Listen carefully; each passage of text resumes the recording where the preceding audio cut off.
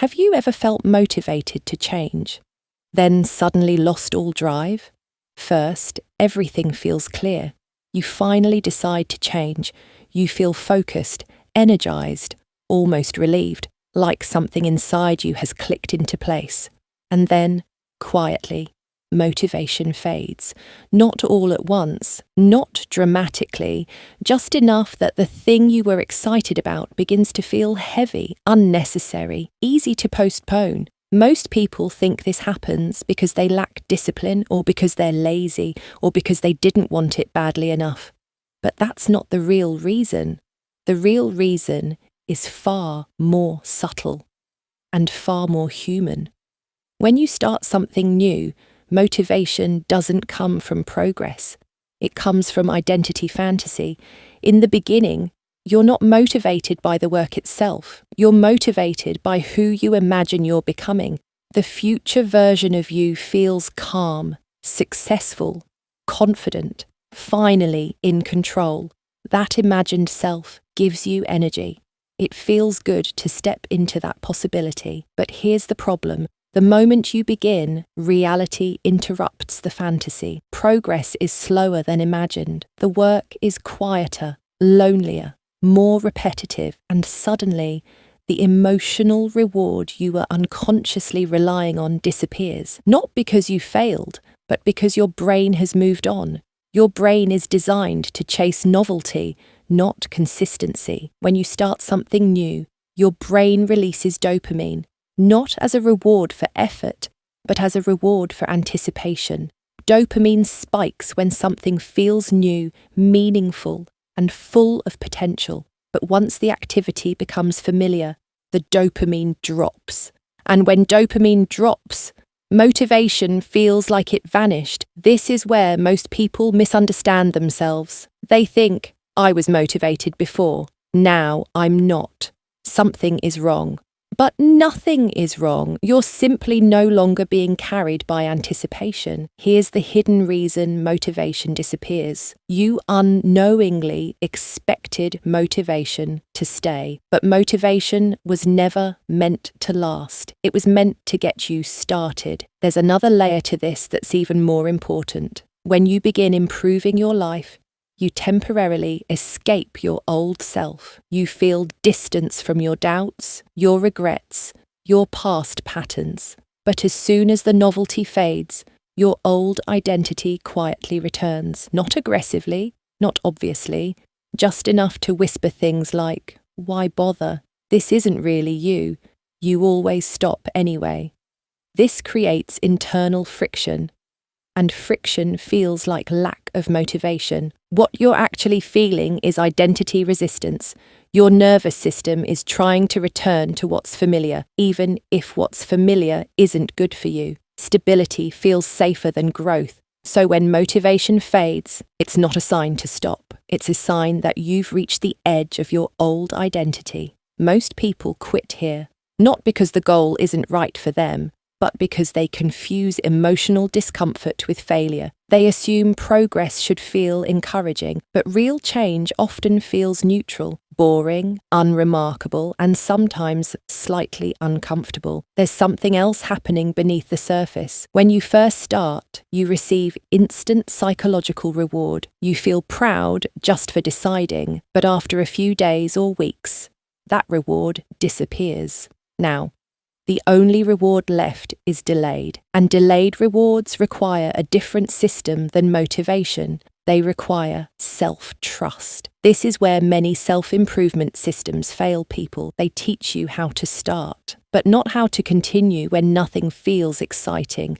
They don't tell you that losing motivation is not a setback. It's a transition, a shift from fantasy-driven effort to identity-driven effort. Here's the key shift most people never make. Stop asking, how do I get motivation back? Start asking, who am I becoming even when I don't feel motivated? This question changes everything. People who appear disciplined aren't constantly motivated. They've simply stopped negotiating with their emotions. They no longer wait to feel ready. They operate from quiet decisions, instead of emotional energy. And that doesn't mean forcing yourself. It means lowering the emotional drama around action. Instead of thinking, I need to feel motivated to do this, they think, this is simply something I do now. No excitement required, no identity fantasy needed, just continuity. Here's a practical mental shift you can adopt immediately. When motivation fades, don't increase effort, decrease expectations. Do the smallest version of the action that keeps the identity alive. Not to make progress, but to maintain continuity. Because continuity is what rewires identity, not intensity. Not inspiration, not emotional highs, just quiet repetition. If you're losing motivation after starting, it doesn't mean you chose the wrong path. It means you've passed the honeymoon phase, and the honeymoon phase was never the point. The real work begins when no one is watching, when nothing feels exciting, when progress feels invisible. That's not where motivation lives. That's where identity is built. So the next time you feel motivation fading, don't panic. Don't search for a new system. Don't start over. Just stay, and stay long enough for the fantasy to dissolve and for something more stable to take its place. Because the people who change their lives aren't the most motivated. They're the ones who understand that motivation was never meant to stay, and they continue anyway. You've learned that continuity, not motivation, builds identity. But now, let's explore what this really means in your daily life and why most people fail to implement it. Most self-improvement advice focuses on techniques, hacks, and systems. But here's the truth. Techniques only matter when your identity aligns with them. Without identity alignment, the best strategies collapse, slowly and quietly, until you forget why you started. Think about your morning routine, your study habit, your exercise plan. You may start each day motivated, feeling determined, believing this time will be different. And yet, after a few days or weeks, something changes. The routine feels heavy. The effort feels meaningless. The reward feels distant. This is not a failure of willpower. It is a natural resistance from your old self, trying to preserve what is familiar.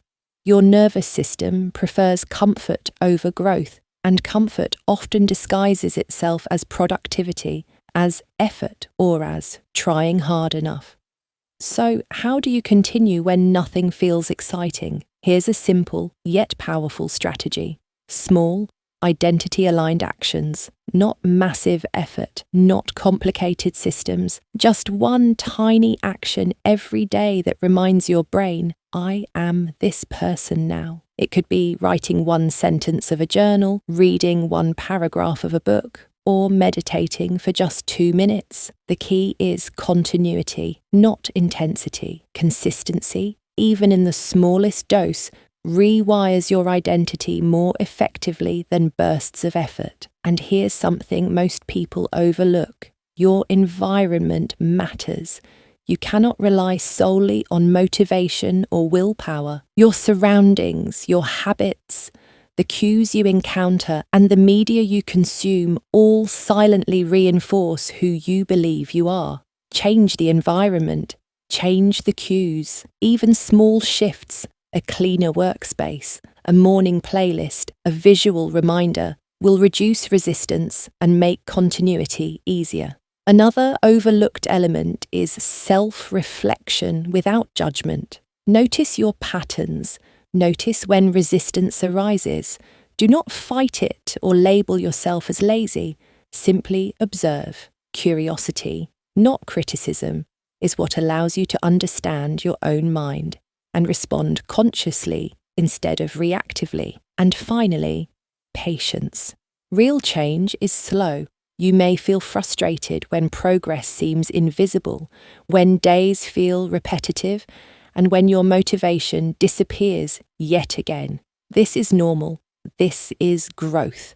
If you stay long enough, the subtle shifts accumulate.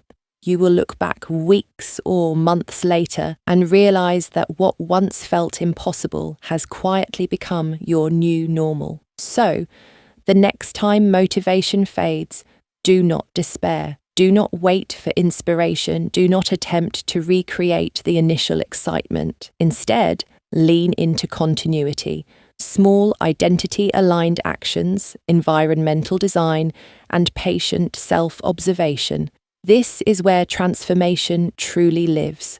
Remember, motivation was never meant to last. It was only meant to start the journey. What carries you forward, what changes who you are, is what you do when motivation is gone. And if you master this, you will find something remarkable. Even when nothing feels exciting, even when your old self whispers doubts, even when the journey seems invisible, you are quietly becoming the person you set out to be.